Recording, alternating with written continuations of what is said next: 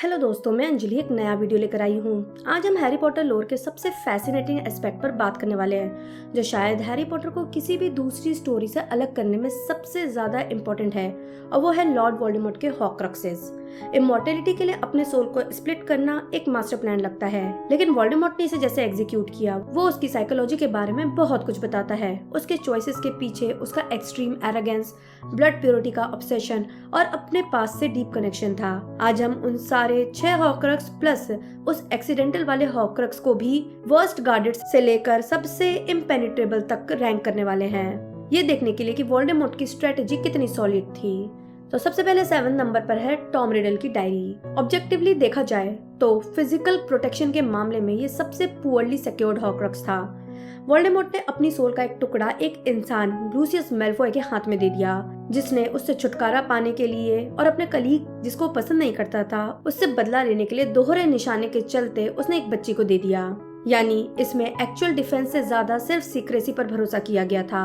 वहाँ कोई कर्सेस नहीं थे, कोई कॉम्प्लेक्स ट्रैप्स नहीं थे और कोई गार्ड्स भी नहीं थे। ये एक अच्छा साइकोलॉजिकल वेपन जरूर था, लेकिन इसकी स्ट्रक्चरल सिक्योरिटी बिल्कुल ही नहीं थी। सोचिए, एक डार्क लॉर्ड जो इतना पावरफुल होने का दावा करता है, वो अपने सोल के एक वाइटल पीस को एक स्कूल बुक के अंदर छुपा देता है और एक इंसान के भरोसे छोड़ देता है। ये सिर्फ एरोगेंस नहीं बल्कि एक केयरलेस मिस्टेक भी थी, जो आखिरकार उसके डाउनफॉल की शुरुआत बनी।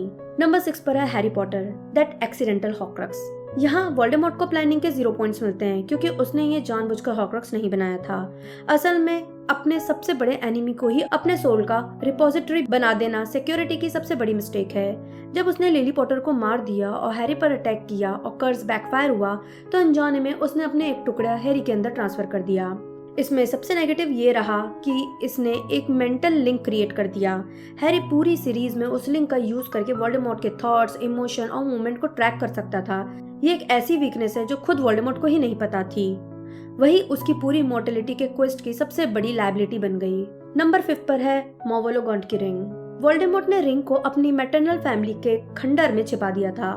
मैजिकल पर्सपेक्टिव से देखे तो रिंग पर लगाया गया कर्स लीथल था। उसने एल्बस डंबलडोर को ऑलमोस्ट मार ही दिया था, पर वहाँ डंबलडोर की कमी ये थी कि उन्होंने रिंग पहन ली थी।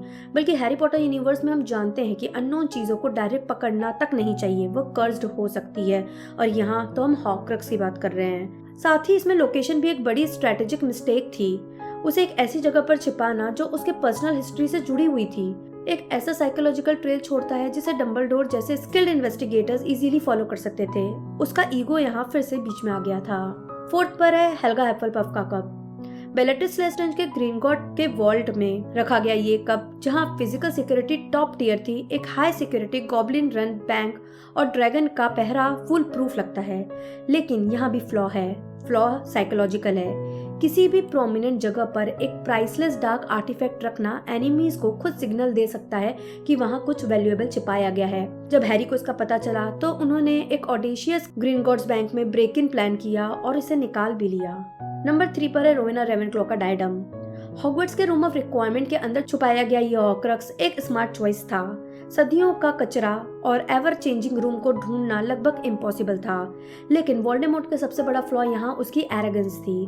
वो सोचता था और मानता था कि पूरी दुनिया में सिर्फ वही अकेला इंसान है जो हॉगवर्ट्स कैसल के सारे हिडन सीक्रेट्स जानता है, और यही ओवर कॉन्फिडेंस उसके लिए हानिकारक साबित हुई। नंबर 2 पर है नगीनी।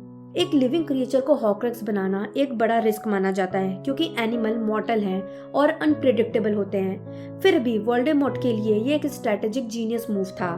नगीनी हर वक्त उसके पास रहती थी, एक वेपन की तरह काम करती थी, और वो वॉर के एंड तक उसकी आइस से सिचुएशन को मॉनिटर तक कर सकता था। ये एक मोबाइल सिक्योरिटी सिस्टम थी, जब तक कि नेविल लॉन्गबॉटम ने स्वॉर्ड से उसका सिर नहीं उड़ा दिया।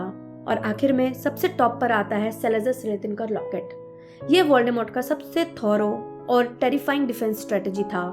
एक रिमोट कोस्टल केव के अंदर लॉकेट को पिच ब्लैक पानी में इन्फेरी की आर्मी में एक वीकनिंग पोशन जो मेंटल टॉर्मेंट देता है और ब्लड सेक्रीफाइस मांगकर हैवी डोर से प्रोटेक्ट किया जाता है।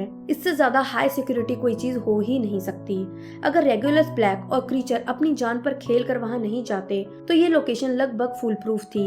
ये एक ऐसी जगह थी जहाँ वोल्डेमॉर्ट ने सच में डार्क लॉर्ड के स्टैंडर्ड के हिसाब से प्लानिंग की थी, जहाँ दुश्मन को आने के लिए फिजिकल और मेंटल दोनों वे में तोड़ना पड़ता था। अब जब हम एक बिगर पिक्चर देखें तो वोल्डेमॉर्ट का डाउनफॉल सिर्फ हैरी की ब्रेवरी की वजह से नहीं हुआ, इसलिए भी हुआ क्योंकि वोल्डेमॉर्ट का डीप एरोगेंस कंसिस्टेंटली उसकी अपनी सिक्योरिटी को कॉम्प्रोमाइज करता रहा। तो दोस्तों, ये थे मेरे हिसाब से रैंकिंग हॉर्क्रक्स को छिपाने की सिक्योरिटी को लेकर। आपका क्या सोचना है इस बारे में मुझे नीचे कमेंट बॉक्स में बताएं, और ये भी कि आप हॉर्क्रक्सेस की सिक्योरिटी को कैसे रैंक करेंगे। अगर वीडियो पसंद आया तो लाइक और शेयर जरूर करें। मैं जल्दी नए वीडियो के साथ वापस आऊंगी, तब तक के लिए बाय बाय।